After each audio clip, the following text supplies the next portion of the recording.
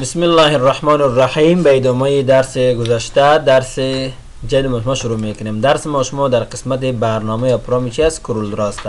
البته برنامه یا پروگرام کورلدرا ما روز قبل تا قسمت مورد بحث قرار داده بودیم و امروز ادامه از این ما مورد بحث قرار میدیم. اولین کاری که ما میکنیم برنامه یا پروگرام کورلدرا را باز میکنیم و کورلدرا را یا برنامه یا پروگرام کورلدرا امروز دیگه ما منوی ابجکت یا کماندا و ریبان‌های منوی ابجکت ما مورد بحث قرار میدیم. وقتی که زمانی که برنامه یا پروگرام کورلدرا را باز کردیم در منوی ابجکت کماندها و ریبان‌های زیادی است که ما او را در مردمانه بعضی مسائل مهم و اصلی از ما مورد بحث قرار میدیم. صحیح است؟ پس ما چند ثانیه منتظر میمونیم تا برنامه یا خودی اپلیکیشن برنامه یا پروگرام کورلدرا با ما اوپن یا باشه. درست است؟ پروگرام یا فایل اپلیکیشن برنامه کورلدرا با ما باز شد و از قسمت نیو ما صفحه جدید ایجاد میکنیم و از قسمت منوی ابجکت درس خود ما آغاز میکنیم. درست است؟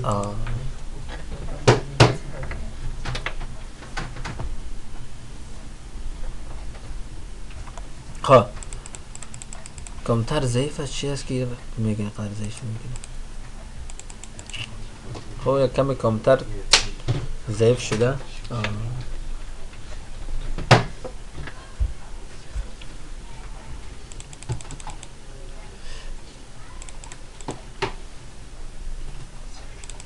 چرا قدر ضعیف میکنه؟ خب این انتخاب و برازو هم یک صفحه جدید ما ایجاد میکنم. یک کمی کمتر ضعیف شده، یک کمی وقت میگیره تا این برنامه یا فایل باز میکنه و پین میکنه. درست است؟ خب بر صورت امروز دیگه ما از منوی ابجکت منوی لیاوت رو تکمیل کردیم. منوی ابجکت گزینه اول داریم انسرت بارکد. چی داریم؟ انسرت بارکد. توسط انسرت بارکد ما میتونیم یک بارکد در قسمت روی صفحه اضافه بکنیم. از این قسمت هر بارکد هر شماره که میخوای همون شماره رو نوشته میکنیم. شماره را که وقتی نوشته کردیم و بعد از او متن یا تکسی که در استقامت است او را ما برشان اینا یک شماره یک چیز بزنیم. مثال اینا 17 85 78 785 این را ما اوکی میکنیم. بعد از هم نکس و باز هم نکس و باز هم فینیش میگیم.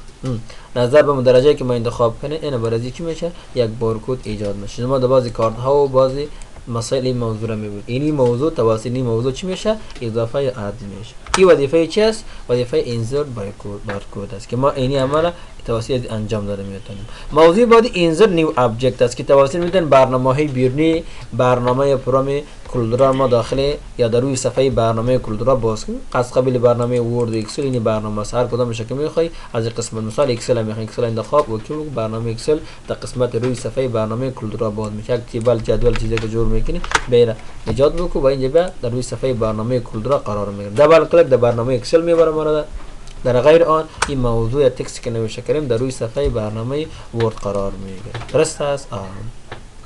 این وظیفه انسرت نیو ابجکت است. موضوع بعدی که استقامت داریم لینکس این مسائل موضوعات است ما میمون مستقیم برای ترانسفورمیشن. توسط از ما میتونیم یک شیب یا اشکالی که رسم میکنیم چرخش بتیم و عملهای مختلف که در این قسمت آمده این را ما برای انجام میتیم که هر کدام از را به شکل عملا ما حال مورد بحث قرار میدیم. از این قسمت ما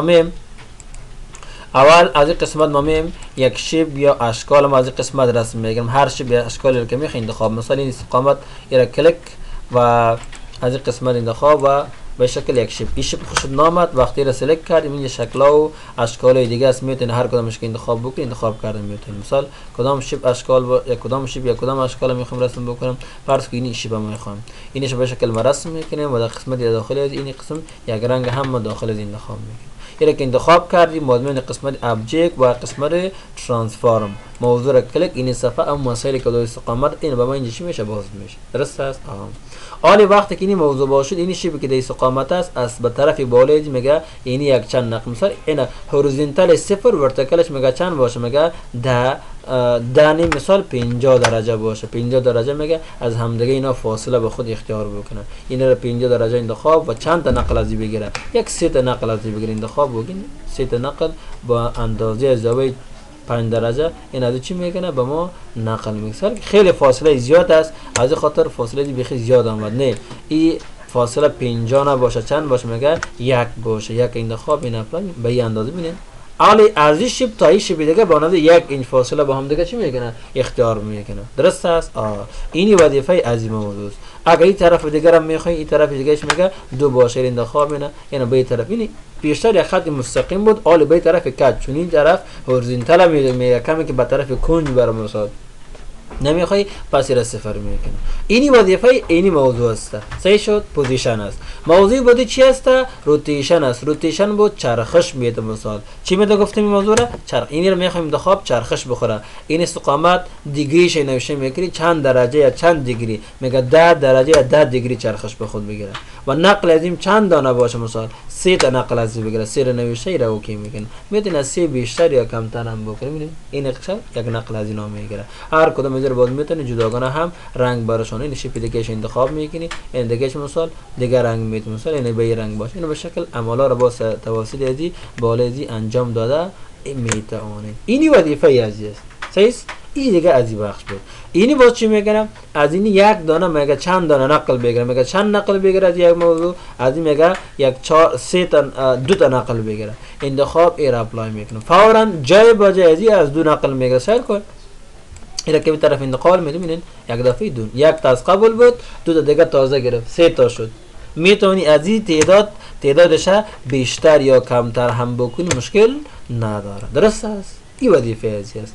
اینی باز چی میگن؟ درجه زیر به سمت بالا یا پایین کش میکنه. ما اول اینی شپ انتخاب و ایرا مرسم بکن تا ایزی شما خوبتر و بهتر. اینی موضوع را سلکت میکنیم و از قسمت هم میخوایم به طرف داخل ازی که اسنی این درجه که از این بالا، مثال از این پایین، مثال از این پایین میگه 2 درجه باشه.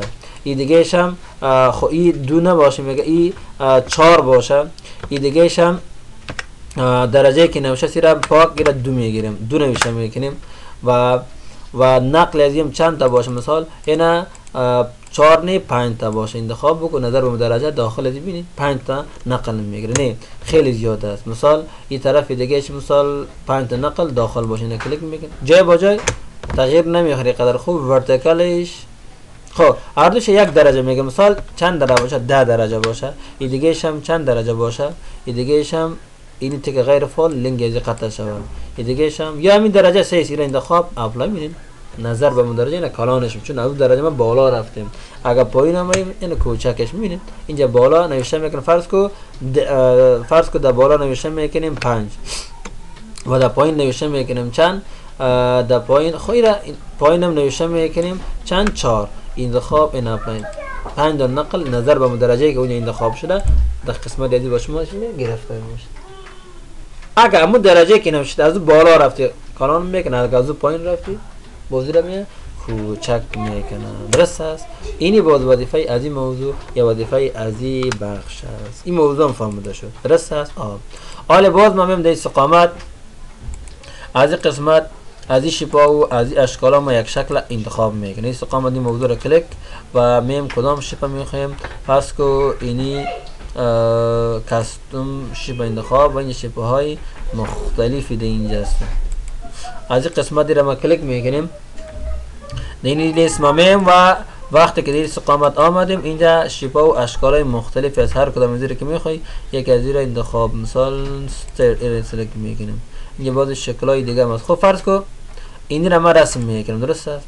از این میگه چند درجه میگه کلانتر شد، این کوچکش میکرد، این بود بلندش میکنه. مثال چند درجه، مثال میگه این 10 درجه باشه. این دیگه هم چند؟ 10 درجه باشه. این انتخاب نقلش هم چند تا باشه؟ 3 تا باشه. انتخاب این اپلای میدین. نظر من درجه ایرا چرخش میگه من درجه بازی رو چی میکنه و سمت بالا اینا کش میکنه. نه این 100 درجه باشه. این دیگه هم چند درجه باشه؟ میگه 80 درجه باشه. این اپلای میکنه. اینا نظر من درجه رو چی میکنه؟ چرخش نمیخواد. پس را کنترل زد میکنه. پس ما حالت اول چی میکنه؟ اینو میه برمیگرده. درست است؟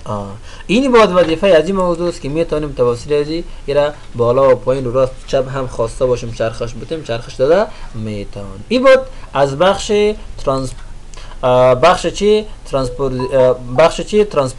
ترانسفورمیشن. موضوع بود چی است؟ الاینمنت است. الاینمنت ببینید چی وظیفه را انجام میده. ببینید توسط الاینمنت ما میتونیم این شیپ یا چیزی که در استقامت رسم میکنیم، نه شیپی که در استقامت ما رسم میکنیم، این شیپی که اینجا ترسیم میکنیم، این شیپ در کدام قسمت صفحه، در کدام قسمت، در کدام لوکیشن قرار میگیره. این را انتخاب و رنگ داخل دیم به رنگ آبی باشه.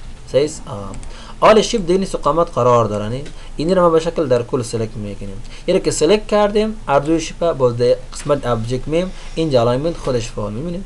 طرف بالا، طرف چپ لفت انتخاب کو، داخل شیپ میه، اما شیپی که داخل شیپ به طرف چپ صفحه و طرف چپ شیپ قرار میگیره. و موضوع بادیش که است، موضوع بادیش الاین رایت به طرف راست میبره، الاین تاپ از بالا و سر که به طرف راست است، نه این راست میبره. این موضوع بادی که الاین تاپ است به سمت بالا میبره، الاین باتن به سمت پایین میبره. ببینید هر موقع دیگه که میخوای انتخاب مشکل ندارم. الاین سنتر هوریزون از سمت راست به چپ در کجا میبره؟ در وسط. اما سمت بالا و پایین نمیبره، از سمت راست و چپ، از سمت بالا و پایینم دینی وسط دینی بین قرار بگیره. باز ابجکت ممیم در استقامت الاین ورتیکال. متوجه شدی نه؟ الاین ورتیکال از سمت بالا و پایین در کجا قرار میده؟ در وسط یا مابین. خب این مسائل خو ان شاء الله فهمیده شد دیگه نه؟ این با چی میگن؟ سنتر تو پیج این شیپی که رسم کردی در وسط یا مابین صفحه قرار میده. صحیح. این وظیفه سنتر تو پیج است. و این با چی میگن؟ اینی موضوع دیگه سنتر تو پیج هورزنتال. این از سمت راست و چپ در کجا قرار میده؟ در وسط یا مابین. مثال استقامت کرسر قرار میتیم، عالمیم در قسمت ابجکت و در اینجا میم اینی را گزینه را کلیک میکنیم، سر کنین از سمت راست و چپ در کجا قرار میبره؟ در وسط یا مابین صفحه این شبه قرار میده. میبینید انوزم در طرف چپ صفحه. باز این موضوع را بیا کلیک بکو دیگه هم باز میاد این در وسط یا مابین صفحه اینی را ما تنظیم میکنه قرار میده. و این موضوع دیگهش با چی وظیفه را انجام میده؟ این باز دیگه از سمت بالا و پایین در کجا؟ در وسط یا مابین صفحه قرار میده. درست است؟ موضوع با دیگه در استقامت داریم. موضوع دیگه یا بخش دیگه باز الاین and distribute از سمت راست و چپ. اینی مسائل اینی موضوعات میره که اینجا مزمیت این موقع یا لوکیشن زیرا راست و چپ و بالا و پایین تنظیم بکنید. تنظیم کردیم مثل که مسائلی که پیشتر در این استقامت خواندیم اون مسائل دوباره اونجا تکرار شده یا آمده. این مسائل خب فهمیده شد دیگه نه؟ موضوع دیگه که استقامت داریم fit object to path. fit object باز ابجکت ما اینی مسائل موضوعات باز میکنه که هم بالا و پایین و راست چپ میتونن انتقال بده که اما مسائلی که اونجا گفته شد دیگه این ضرورت به گفتن نیست. موضوع دیگه که استقامت داریم دیگه اوردر است. اوردر اگر یادتان باشه در برنامه یا پروگرام ورد خوانده بودیم، یک شیپی که رسم میکنی پیش عقب در کدام قسمت قرار بگیره. این لوکیشن یا موقع از این شما با استقامت توسط از انتخاب مثلا شیپ اینجا قرار میتیم، این شیپ هم در اینجا قرار ویرم کمی کلان میکنه به این سایز باشه. درست است؟ این شیپ هم در استقامت تنظیمش میکنه به این اندازه تنظیم شه با سایز دیگه ایرا تنظیم میکنیم. از این قسمت باز میم بالا از یک شیپ دیگه هم اینو به شکل اینو رسم میکنیم. درست است؟ اینو به سیستم و این رنگ از داخل ازیم با رنگ سرخ باشه. صحیح. شیپ دوم سلکت میکنیم و باز میام در قسمت ابجکت وقتی که آمدیم این موضوع خودش اینه فعال میشه. ببینید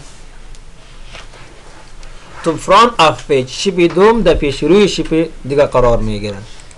صحیح. این وظیفه است. و این گزینه دوم تو بک اف پیج در قبل شیپ اول و سیوم چی میگنه؟ این شیپ قرار میگیره. این مسائلی است که در ورد خوانده بودیم. صحیح شد. این باز سر کنین اینا باز که کلیک میکنه در پیش روی اردو شیپ اینا پس میاد قرار میده. این باز چی میکنه؟ برعکس دو یعنی بک چی میکنه؟ بک بس به سمت عقب میبره. درست است؟ و موضوع دیگه که اینجا استقامت داریم دوردر اینا فارورد وان یعنی ای که بود اینا که کلیک میکنی در پیش روی هر دو شیپ با یک دفعه میاد. اینا که با در پیش اینا که کلیک میکنه برعکس هم شیپ دوم هم در شیپ اول و هم در شیپ سیوم در قبلش قرار میگیره. این را که کلیک میکنید فقط در یکش در پیش رویش میبره، در دوش نه، فقط در پیش روی یکش میاد. این شیپ ما را قرار میده یا اشکالی که رسم پیش میاره. یه با چی میگنه؟ پس عقب یا یک شیب میبره. اگر دیگه میخوای باز دیگه کلیک بود، دیگه پیش رو اینو کلیک بکو، اینا باز کلیک اینو پیش اینو دو دفعه کلیک کردیم. او دفعه که بود با یک کلیک بود، آری دفعه که شد با دو کلیک اینی عمل ما از قسمت انجام دادیم. اینی باز برعکس دو به عقب میبره. درست است؟ اینی باز وظیفه از این موضوع یا وظیفه از این بخش است. in front of و موضوع دیگه که است این همچنان اینا behind عقب و پیش رو با چی میگن؟ مثال اینو کلیک میکنی، اینو کلیک بکنی او شیب عقب اینی شیب قرار بیاد، خود عقب شیب قرار ده. مثال رو انتخاب میکنیم، اینا استقامت سر کرده، استقامت نه یا مثلا از اینا رو وظیفه انجام میدیم، کلیک میکنیم این شیب دیگه را کلیک بکنیم، این شیب میره بالا کدام شیب کلیک کردی عقب همون شیب قرار میگیره. اگر باز میخوای پیش رو قرار بگیره باز استقامت می این گزینه دیگه نیست، in front انتخاب میکنی، اینا که کلیک میکنی سری کدام شیب کلیک ده پیش روی همون شیب ببینیم. این شیب اسیم کلیک کردیم بالا همون شیب اسیم شد پیش رویش آمد قرار گرفت. فهمیدین موضوع رو خونه؟ اینی وظیفه از این موضوع یا وظیفه از این بخش است. درست است؟ این بود از این موضوع یا از این بخشگیرم شما انشاءالله فهمیدین. درست است؟ رسرچ همچنان ببینین یک وظیفه یک کار چی میکنه انجام ده، یک با کلیک عقب یا با یک کلیک به شروع چی میکنه ایرا تنظیم یا برابرش میکنه. این بود از این موضوع بودی کامباین کامباین باز اینی سه شیپا نیست، وقتی که سلکت میکنیم هر سیش می یک جا میکنیم به شکل ببینیم این به شکل هر سیش با بابا چی میکنه یک جا میکنه. بریک کارف اپارت با چی میکنه اینا را پس از همدیگه اینا را می جدا میکنه. خلاص اینی وظیفه ازی است. گروپ خوانده بودیم گروپ این چند شیپی که رسم شده ارسیش می گروپ میگنه. یکیش که کلان میکنی ارسیش کلان میشه، یکیش کوچک میکنی ارسیش چی میشه کوچک میشه، چون اینا گروپ شده گزیگه نه از خاطر نمیخوای ان گروپ بگو گروپ میگنه سیس و ان گروپ چیزی که ما گروپ کردیم ان گروپ اون موضوع گروپ شدگی ما را از حالت گروپ پس میاد چی میکنه ان گروپ یک ان گروپ آل اگر چندین ابجکت ان گروپ کرده باشی بود چندین ازی یعنی سه تا ابجکت ما گروپ کردیم از خاطر ان گروپ آل گفتیم چندین شیپ هر کدامش جدا جدا چی میشه هم دیگه قرار میگیره. سیس موضوع بودی هاید است. هاید چیزی که اینجا رسم کردی را کلیک بکو ابجکتایی که رسم کرده مکمل میاد هاید از نامش معلوم میشه که چی وظیفه را انجام میده و سوال ابجکت چیزی که هاید شده او را پس چی میکنه دوباره در روی صفحه به ما نمایان میکنه یا میاره. هاید ابجکت هاید میکنه و شو آل ابجکت چیزی که هاید شده پس او را چی میکنه در روی صفحه به ما میاره نمایان میکنه. لاک با چی میکنه ابجکتی که رسم شده ایرا میاد لاک میکنه که لاک شد باز از هر موقع یک جای به دیگه جا برده شما نمیتوانید. صحیح شد چون لاک شد دیگه. ان لاک با چی میکنه چیزی که لاک شده یا قفل شده او را از قفل بس میاد چی میکنه میکشه. درست است؟ این وظیفه لاک است. موضوع بودی شیپینگ است. شیپینگ باز چندین شیپ با هم دیگه چی میکنه گروپ یا هم یک جا میکنه. این که ما چه قسم شیپا را باید با هم دیگه گروپ بکنیم یا یک جا بکنیم اینی موضوع امرین مسئله دیگه یک جا انشالله با سب مورد بحث قرار میدیم. صحیح شما تا استقامت کار بکنین جایی که مشکل داشته نفهمیدین با سوال کرده میتوانین. درست است؟ و این بود درس امروزتان.